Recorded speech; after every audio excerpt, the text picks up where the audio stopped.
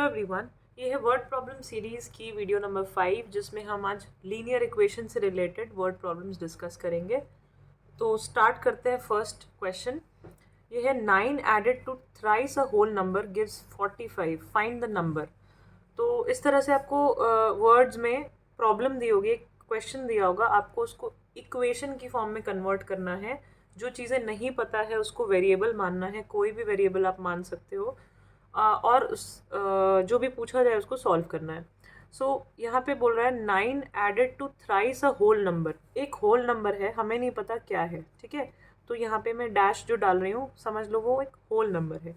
तो 9 added to 9 add हुआ है, किस में 9 ऐड हुआ है, तो जो यहाँ पे मैं जो पढ़ रही हूँ वही उसके मैं नोट्स बना रही हूँ, ठीक है, साथ साथ। तो 9 एडेड टू 9 ऐड हुआ है किस में, to thrice a whole number. एक होल नंबर है, वो नहीं पता क्या है, उसको थ्राइस मतलब 3 गुना कर दो, तो 3 इंटू दैट होल नंबर, ठीक है।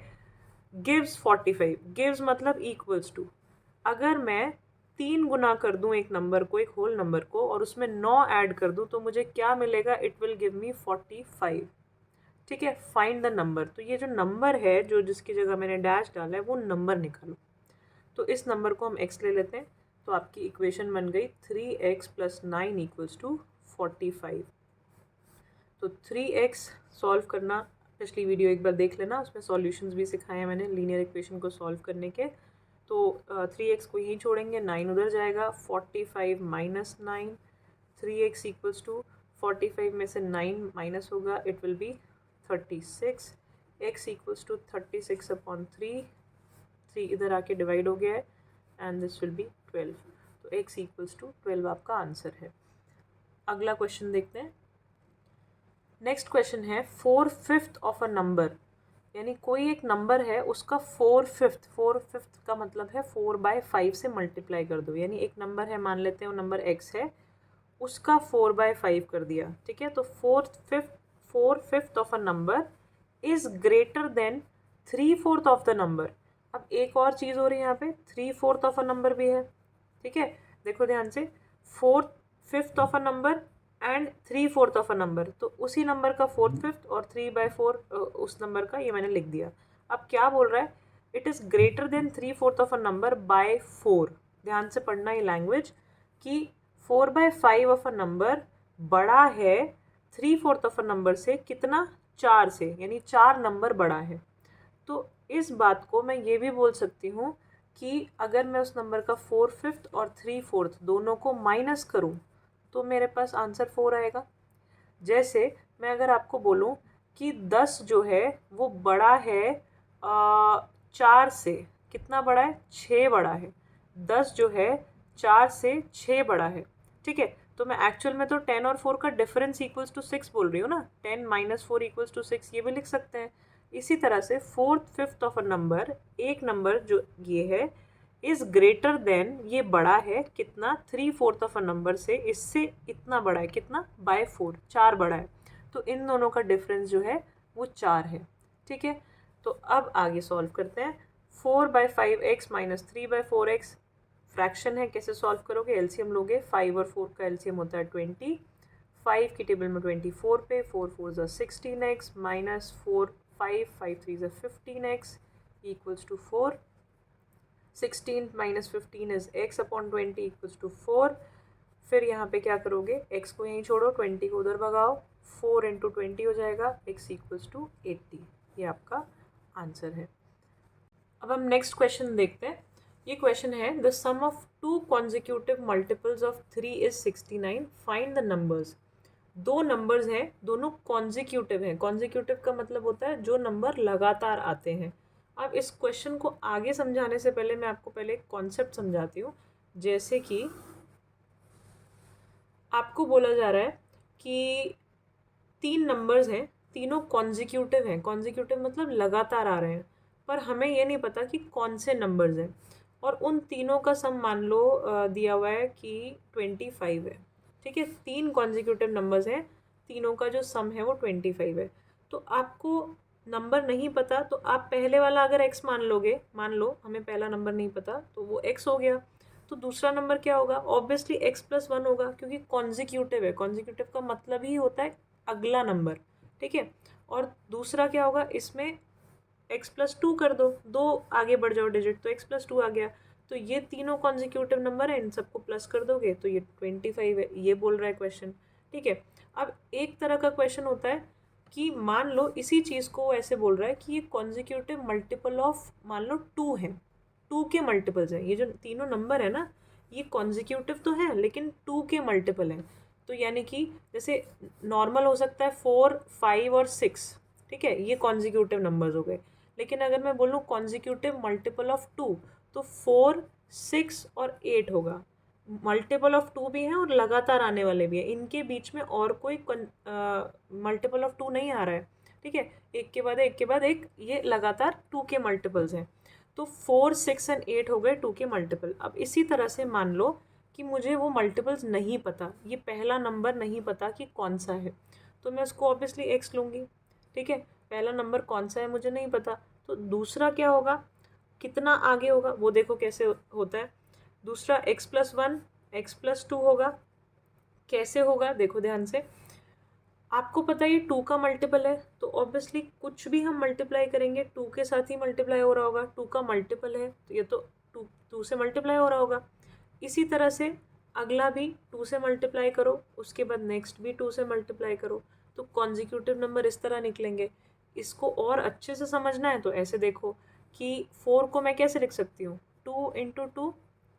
6 को मैं कैसे लिख सकती हूँ, 2 × 3। इसी तरह से 8 को मैं कैसे लिख सकती हूँ, 2 × 4। तो देखो 2 के मल्टीपल्स हैं तो 2 हर बार हमेशा मल्टीप्लाई हो ही रहा है, और जो उसके आगे वाला नंबर है जो मल्टीप्लाई हो रहा है वो हर बार इंक्रीजिंग है। ये मान लो ये हमें नहीं पता ये 2 है क्या है, तो इसको x ले लिया तो ये x+1 हो गया, ये x+2 हो गया, ये हर बार बढ़ेगा। इसी तरह से कॉन्जिक्यूटिव मल्टीपल्स चलेंगे, ठीक है। तो यही तो हमने यहाँ पे किया है। अगर आपसे पूछा जा रहा है कि 2 के कॉन्जिक्यूटिव मल्टीपल्स हैं, तो पहला मल्टीपल 2x होगा, क्योंकि हमें ये नहीं पता कि वो किससे मल्टीप्लाई हो रहा है, ये नंबर नहीं पता है, तो इसको हमने x ले लिया, उसको 2 से मल्टीप्लाई किया 2x। उसके बाद नेक्स्ट नंबर होगा आपका x+1। देखो ये बढ़ गया ये नंबर, तो x में एक और बढ़ा दो, वो अगला नंबर होगा लेकिन होगा 2 का मल्टीपल, तो 2 से मल्टीप्लाई किया।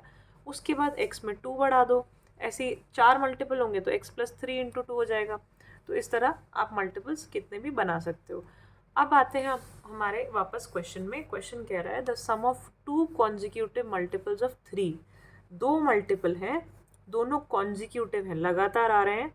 तो एक मान लो अगर 3x है, ठीक है, यहाँ सिर्फ x क्यों नहीं लिया मैंने, वो समझ आ गया होगा क्योंकि 3 का मल्टीपल है, ठीक है। तो दूसरा कितना होगा, 3x+1, ठीक है। तो ये दोनों 3 के मल्टीपल हो गए। क्या कह रहा है, the sum of 2 consecutive of multiple of 3, तो इनका सम कितना है, 69। तो आपको ये नंबर्स निकालने हैं, ठीक है। तो अब देखो कैसे करना है, 3x + 3 × x कितना हो गया, 3x, 3 × 1 हो गया 3 = 69। 3x और 3x को प्लस करोगे 6x + 3 = 69। 6x को यहीं छोड़ो, 3 को उधर भगाओ, 69 - 3, 6x = 66, x = 66/6, x = आ गया आपका 11, ठीक है। तो ये तो आपकी x की वैल्यू आई है, ये अभी आपके नंबर्स नहीं आए हैं, ये x की वैल्यू आई है। पहला नंबर क्या था, 3x, ये आपका पहला नंबर था, ये आपका दूसरा नंबर था, दोनों को ऐड करके 69 आ रहा था।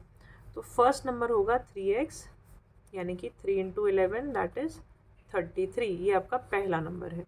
दूसरा होगा 3x+1, यानी कि 3x क्या है, 11 + 1, 3 × 12 दैट इज़ 36। तो दूसरा नंबर हो गया 36। ये आपके दोनों आंसर्स हैं, इन दोनों को प्लस करोगे you will get 69। I hope ये क्वेश्चन समझ आया होगा। नहीं आया तो प्लीज़ ध्यान से फिर से देखो, आराम से इसको सॉल्व करने की कोशिश करो, थोड़ा फोकस करो। अगला क्वेश्चन देखते हैं। ये क्वेश्चन है, the length of a rectangular plot exceeds its breadth by 5 metre. तो सबसे पहले तो एक रेक्टेंगुलर प्लॉट बना लेते हैं, ठीक है। ये रेक्टेंगुलर प्लॉट है, क्या बोल रहे हैं, the length of the rectangular plot, ये लेंथ है लंबी वाली साइड, इसको लेंथ कहते हैं, इसको ब्रेड्थ कहते हैं। तो बोल रहा है the length of a rectangular plot exceeds its breadth by 5 metre. Exceed मतलब बड़े होना। तो एक रेक्टेंगल है, रेक्टेंगुलर प्लॉट है, उसकी लेंथ जो है वो ब्रेथ से 5 बड़ी है। तो अगर ब्रेथ को, इस ब्रेथ को मैं x मान लूँ तो लेंथ कितनी होगी उससे 5 ज़्यादा, तो x प्लस 5 होगी, 5 ज़्यादा कर दिया। ठीक है, तो आपकी लेंथ ये हो गई और ब्रेथ ये हो गई। अब आगे बोल रहा है if the perimeter of the plot is 142, यहाँ पे पेरीमीटर दिया हुआ है 142 metres. Find the dimensions of the plot. आपको लेंथ और ब्रेथ की वैल्यू निकालनी है। डायमेंशन मतलब दोनों दिशाएं निकालो। सो कैसे करना है, देखो पेरीमीटर ऑफ द रेक्टेंगल का फॉर्मूला होता है 2l प्लस बी। ठीक है, अब इसमें पेरीमीटर की वैल्यू पुट करो 142, यहाँ पे दिया हुआ है क्वेश्चन में 2। लेंथ कितनी है अभी बताया आपको x प्लस 5, तो लेंथ की जगह x प्लस 5। ब्रेथ कितनी है, ब्रेथ है x, तो ब्रेथ की जगह पर x, तो मैंने कुछ नहीं किया, मैंने बस वैल्यूज़ पुट की हैं। p की जगह पे पेरीमीटर की वैल्यू, l की जगह पे लेंथ, ब्रेथ की जगह पे ब्रेथ की वैल्यू। अब इसको सॉल्व करते हैं। तो 142 इक्वल्स टू, देखो दो तरीके हैं, या तो 2 को इन सब से एक एक करके मल्टीप्लाई कर लो। ठीक है, 2 को इससे, फिर इससे, फिर इससे, ब्रैकेट खुल जाएगा। या हम ये भी कर सकते हैं कि 2 इस पूरे के साथ मल्टीप्लाई हो रहा है तो 2 को इस साइड भेज दो। ठीक है, तो इधर आके क्या हो जाएगा, डिवाइड हो जाएगा। तो 142 divided by 2 equals to x plus 5 plus x. 142 को 2 से डिवाइड करेंगे कितना आएगा 71 equals to x plus x कितना होता है 2x प्लस 5। अब 5 को इधर भेजो तो 71 माइनस 5 इक्वल्स टू 2x, ये हो जाएगा 66 इक्वल्स टू 2x। 66 2 को इधर भेजोगे इक्वल्स टू x, तो x की वैल्यू आ गई आपकी 33। अब ये क्या माना था हमने x को, हमने ब्रेड्थ को x माना था। ठीक है, तो आपकी जो ब्रेड्थ है of the rectangular plot is 33 metres, ये आ गई। और लेंथ निकालना होगा तो लेंथ कितनी होगी x प्लस 5, यानी कि 33 प्लस 5 दैट इज 38 मीटर्स। ये आपकी लेंथ आ गई उस प्लॉट की। अगला क्वेश्चन देखते हैं। नेक्स्ट क्वेश्चन है the numerator of a fraction is 4 less than the denominator. Numerator denominator पता होना चाहिए क्या होता है। न्यूमरेटर होता है ऊपर वाला, डिनोमिनेटर होता है नीचे वाला नंबर एक फ्रैक्शन में। ठीक है, तो numerator of a fraction is 4 less than the denominator. Numerator denominator से 4 कम है, तो मैं यहाँ पे डिनोमिनेटर को x मान लेती हूँ। मान लो नीचे डिनोमिनेटर जो नंबर था वो x था, तो न्यूमरेटर कितना होगा 4 कम है, यानी x में से 4 माइनस कर दो। ठीक है, फिर से पढ़ो the numerator of a fraction is 4 less than the denominator. तो डिनोमिनेटर x है तो न्यूमरेटर कितना हो गया x माइनस 4। अब आगे बढ़ते हैं। If 1 is added to both its numerator and denominator, अगर मैं ऊपर भी एक ऐड कर दूं और नीचे भी एक ऐड कर दूं, दोनों भी न्यूमरेटर डिनोमिनेटर में 1 1 ऐड कर दूं, इट बिकम्स 1/2। तो ये क्या बन जाएगा, ये पूरा का पूरा फ्रैक्शन 1/2 बन जाएगा। फाइंड द फ्रैक्शन, तो ये फ्रैक्शन क्या था वो बताओ, कि जिसमें मैंने 1 और 1 ऐड किया ऊपर नीचे तो 1/2 हो गया। तो आपको बस कुछ नहीं करना, x की वैल्यू निकालनी है। आगे बढ़ते हैं, कैसे सॉल्व करना है। क्रॉस मल्टीप्लिकेशन, इसको इससे मल्टीप्लाई करो, इसको इससे मल्टीप्लाई करो, तो x minus 4 plus 1, minus plus क्या हो जाएगा माइनस हो जाएगा। तो सबसे पहले तो ये हो जाएगा x minus 3 upon x plus 1 equals to 1/2। ठीक है, आप क्रॉस मल्टीप्लाई करते हैं तो 2 इसके साथ मल्टीप्लाई कर दो 2x माइनस 3, और 1 इसके साथ मल्टीप्लाई कर दो 1x प्लस 1। क्या हो जाएगा 2 इंटू एक्स कितना हो गया 2x, minus 2 into 3 is 6 equals to 1 into x is x, 1 into 1 is 1। तो ये आपका आंसर आएगा 2x minus 6 equals to x plus 1। अब देखो ध्यान से, x की टर्म को एक तरफ भेजो 2x, ये x इधर आ जाएगा माइनस x इक्वल्स टू 1, ये उधर जाएगा प्लस 6, तो ये हो जाएगा x इक्वल्स टू 7। अभी x की वैल्यू 7 आई है, x हमने क्या माना था, x हमने डिनोमिनेटर को माना था, नीचे वाले नंबर को। तो फ्रैक्शन क्या हुई, नीचे 7, ऊपर कितना बोला था उसने, 4 कम है, 7 से 4 कम कर दो यानी कि 7 माइनस 4 कर दो तो 3। तो आपकी जो फ्रैक्शन जिसकी बात शुरू में क्वेश्चन कर रहा था वो है 3/7, ये आपका आंसर है। अगला क्वेश्चन देखते हैं। ये बहुत ज़्यादा पूछा जाता है, एजेस वाले क्वेश्चन बहुत आते हैं। जो भी मैं क्वेश्चन यहाँ सिलेक्ट कर रही हूँ ये बहुत ज़्यादा पूछे गए इंपॉर्टेंट क्वेश्चन में से हैं, तो साथ साथ करते रहना। इसी टाइप के आते हैं, डिजिट्स और थोड़ा बहुत इधर उधर लैंग्वेज चेंज होता है, डिजिट चेंज हो जाती है। तो क्वेश्चन है, Rahul's father is thrice as old as Rahul. तो यहाँ पे दो लोग हैं भाई, एक राहुल के पापा हैं और एक राहुल है। तो ये राहुल लिख दिया मैंने और यहाँ उसके फादर लिख दिया, क्योंकि मेरी आदत क्या है, क्वेश्चन पढ़ना है और अपने नोट्स बनाने, नहीं तो हम पूरा पढ़ते हैं एक बार में तो भूल जाते हैं। ठीक है, तो Rahul's father is thrice, thrice मतलब 3 गुना, एज ओल्ड एज राहुल। तो जितना भी राहुल की उम्र है ना, मान लो राहुल की उम्र x है, जितनी भी राहुल की उम्र है उसका 3 गुना उसके फादर की उम्र है। तो पापा की उम्र हो गई 3x, 3x, 3 इंटू एक्स, 3 गुना, थ्राइस, यहाँ पे साफ साफ लिखा हुआ है। ठीक है, तो पहले लाइन का मतलब तो मुझे समझ आ गया। आगे देखते हैं, after 12 years he will be just twice his son. तो आफ्टर 12 ईयर्स, 12 साल बाद। अब 12 साल बाद क्या होगा, यहाँ पे मैं आफ्टर 12 ईयर की एज लिख रही हूँ। राहुल की अभी एज x है, तो 12 साल बाद उसकी एज क्या हो जाएगी, x+12, है ना। ऐसी फादर की एज अगर 3x है तो 12 साल बाद कितनी हो जाएगी, 3x+12, 12 बढ़ जाएंगे उसमें। ठीक है, अब क्या बोल रहा है, after 12 years he will be just twice his son. वो उसके जो फादर है ना, वो अपने बेटे की उम्र का दुगना हो जाएंगे, ट्वाइस हो जाएंगे। तो अगर मैं ध्यान से देखना, इसमें बच्चे क्या करते हैं, फादर की एज को दुगना कर देते हैं। फादर ऑलरेडी दुगने हैं, मतलब पहले से ही बड़े हैं, आप उनकी एज को और बढ़ा दोगे और फिर इक्वल लगाओगे, तो ये तो गलत हो गया। ये बोल रहा है कि after 12 years he will be just twice as his son. उसकी सन की एज का 2 गुना एज कर दोगे तो वो फादर की एज के बराबर है। क्वेश्चन ये कह रहा है। ठीक है, यानी वो राहुल की जो एज होगी 12 साल बाद, यानी कि x+12, उसका दुगना होगा अपनी फादर की एज। तो आप राहुल की एज को 2 से मल्टीप्लाई करोगे, वो इक्वल होगा फादर की एज के। तो आपकी इक्वेशन बन गई है कुछ इस तरह से, 2x+12 इक्वल्स टू 3x+12। आप सॉल्व करते हैं, 2 into x 2x plus 2 into 12 is 24 equals to 3x+12। X की टर्म्स को अलग करो, तो 2x को मैं उधर भेजूंगी, 12 को इधर ले आऊँगी, तो 24, 12 को इधर लाएंगे, -12 इक्वल्स टू 3x अपनी जगह पर है, 2x इधर उठ के आएगा तो -2x हो जाएगा, ये होगा 12, ये होगा सिर्फ x। तो x आ गया 12। अब x को मैंने क्या माना था, राहुल की एज को x माना था, तो राहुल की एज क्या हो गई, राहुल की एज हो गई 12 साल, और उसके फादर की एज कितनी थी उस टाइम जब x थी, तो इसकी फादर की एज थी 3x। तो फादर की एज हो गई 3 into x, that is 3 into 12, यानी कि 36 साल। ये आपका आंसर है। नेक्स्ट क्वेश्चन देखते हैं, ये है थोड़ा सा CPSP से रिलेटेड। तो क्वेश्चन कह रहा है, the dealer earned a profit of 5% by selling a radio for ₹714। एक डीलर था, उसने 5% प्रॉफिट पर किसी रेडियो को बेच दिया। ठीक है, और कितने रुपए का बेचा, 714 रुपीज़ का बेचा।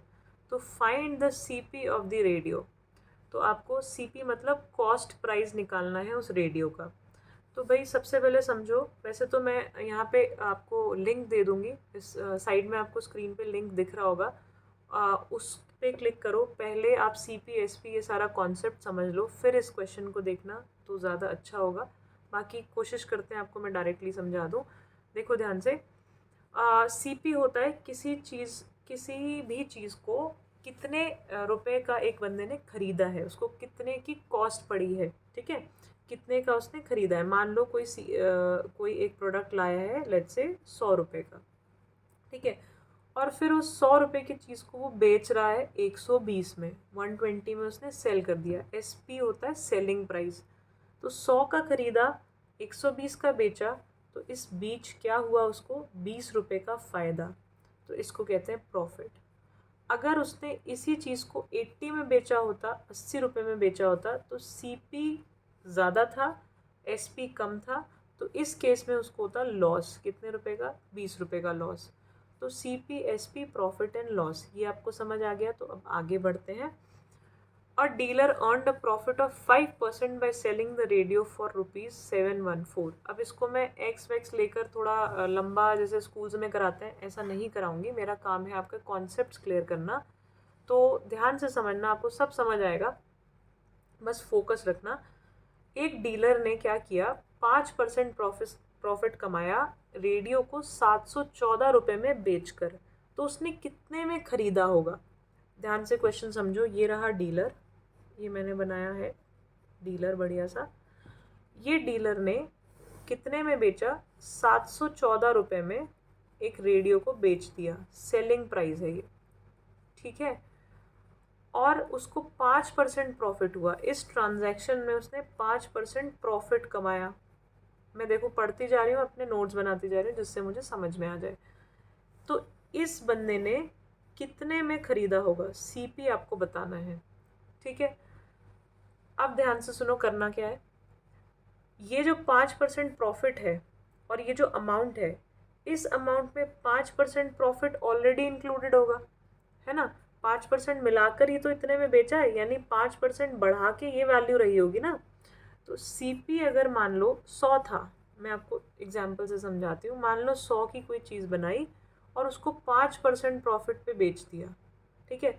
तो उसको कितने में बेचा होगा? 105 रुपये में, है ना। 100 का 5% 5 होता है, तो 5 रुपये बढ़ाकर बेचा होगा।